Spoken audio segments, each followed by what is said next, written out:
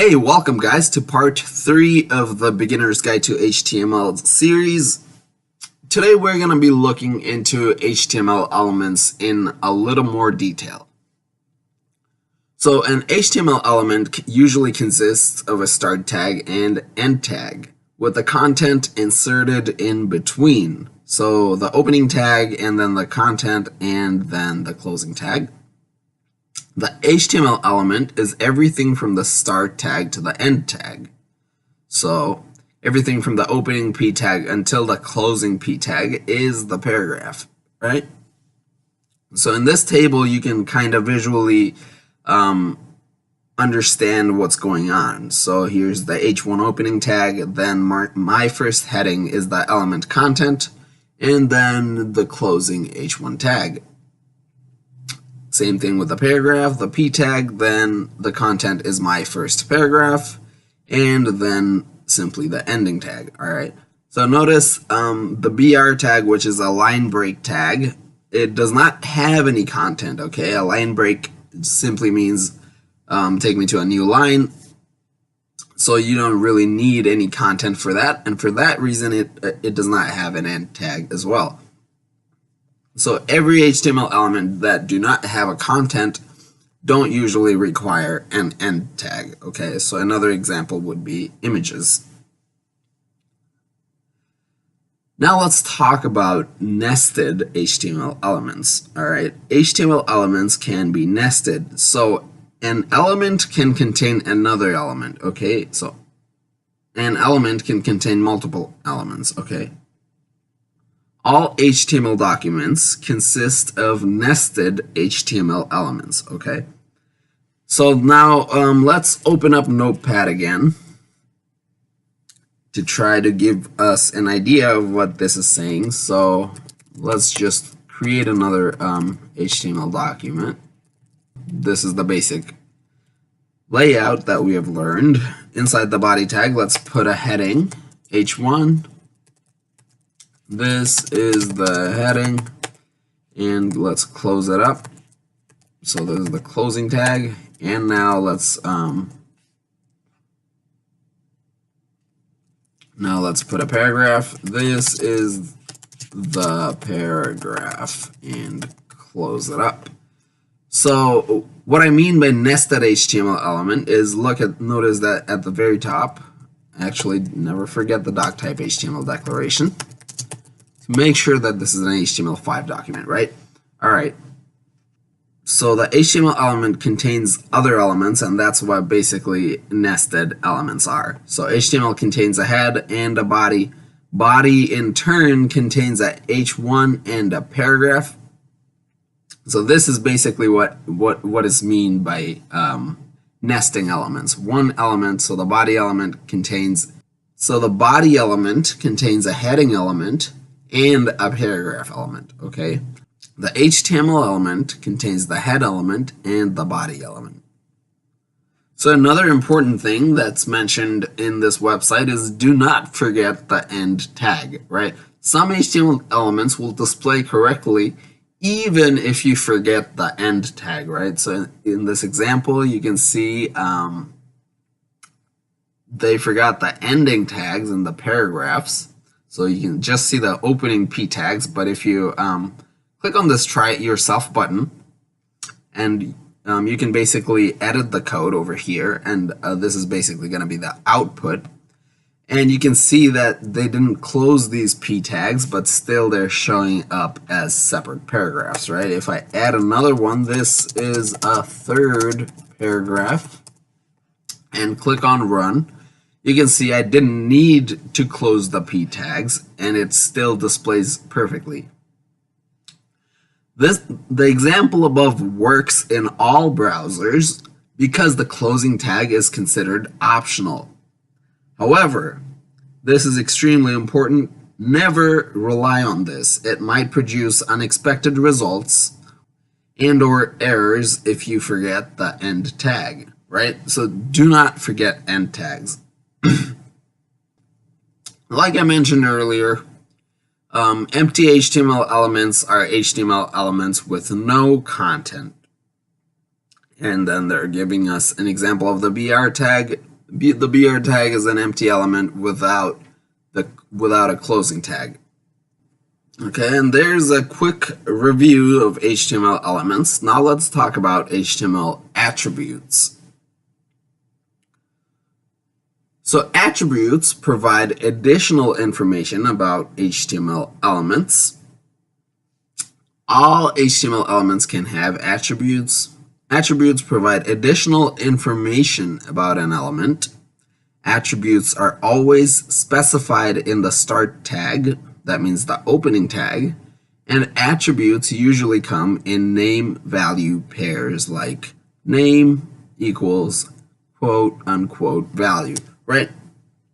And you're actually familiar with this if you've watched the previous video, and that is you've watched the href attribute. When we enter links, this is an attribute. The href is an attribute of the a tag. Can you think of another example of an HTML element with an attribute? Images, right? We have done that in the past. HTML images have a source attribute that points to the location of the image. So let's go ahead and do that. So let's enter a link. In order to do that, we use the a tag, so a, and then we need to enter its attribute href, which will contain the link, and then type equals double quote, double quote. And within the link, you gotta, I'll just copy this link and paste it here. And make sure that you include the HTTPS or HTTP, and then the colon, and then the 2 forward slashes. Otherwise, it's not going to work. Okay. And then close the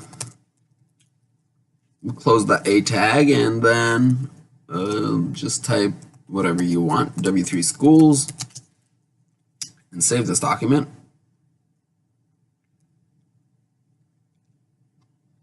In our web tutorial series, we're just going to call it web page, why not 4.html. All right. And let's go back. Let's look at it. So notice the W3 Schools link is here. If you click on it, it takes us to the W3 Schools page. And so yeah, the href is the attribute for the a tag. And here's the source attribute that we used in our images. So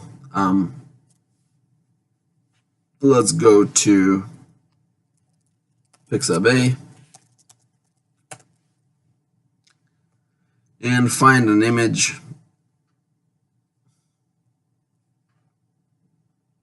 Right click, copy image address, and let's put that image in our website. So we need the image tag, which is represented by img.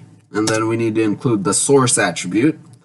Source is represented by src, and then you type equals, double quote, simply paste the link, and that's it. You don't need to close this tag since images do not have a content.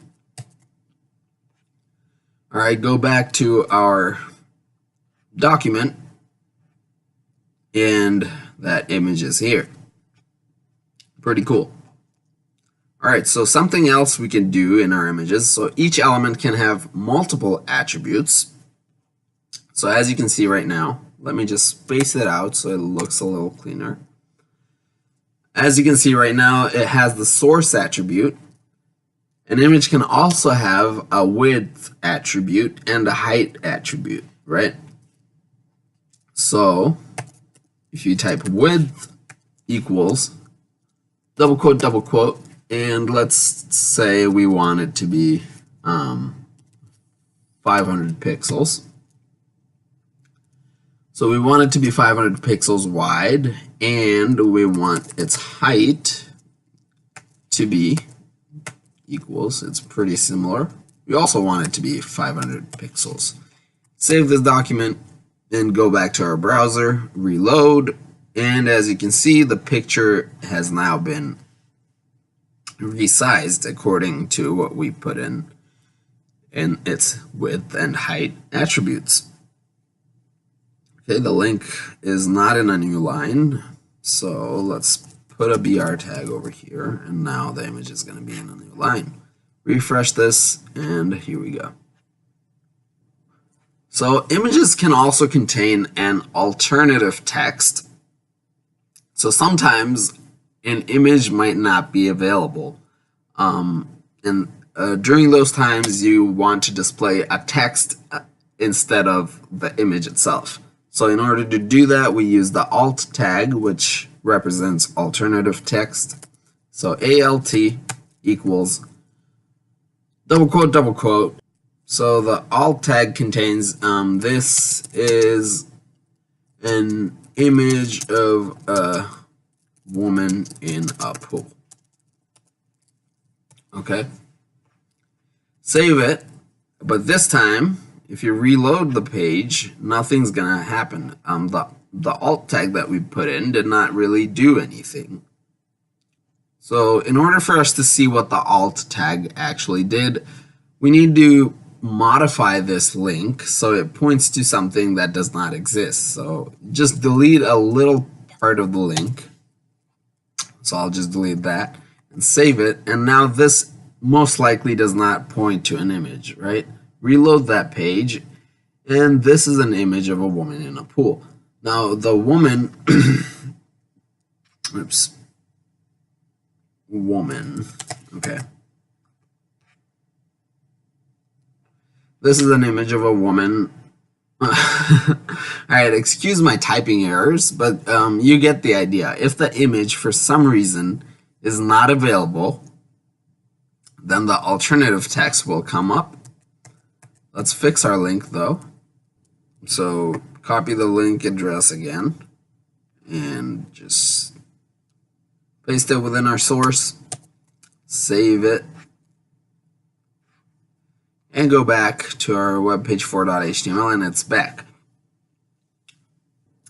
So I'm just spacing the document out a little bit. Okay.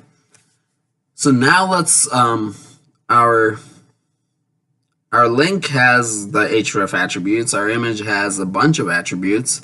Now let's do something to our paragraph. And for the paragraph, let's use the style attribute and change the color of the text.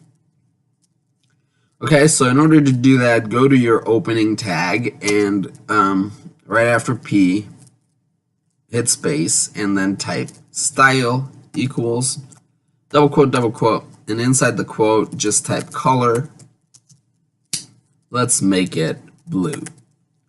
Okay.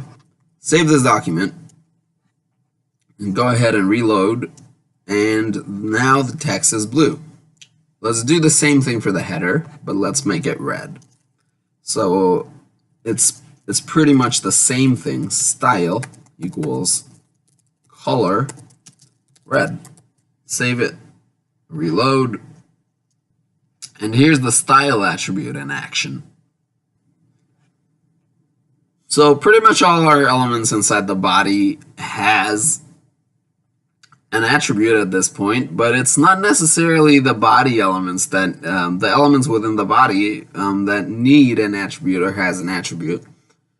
The HTML element itself may have an attribute, and that is the language attribute. So at the top, you might want to declare what language this page is in.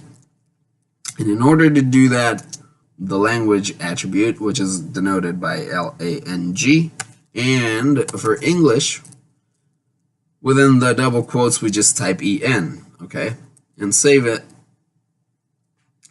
And it's not going to change anything because it's within our head element. But if you go to Chrome and right-click View Page Source, now you can see the language is English, as it's represented at the top of our document. So that's pretty much it for this video. We have covered pretty much 2 chapters, elements and attributes. I'll see you guys in the next video.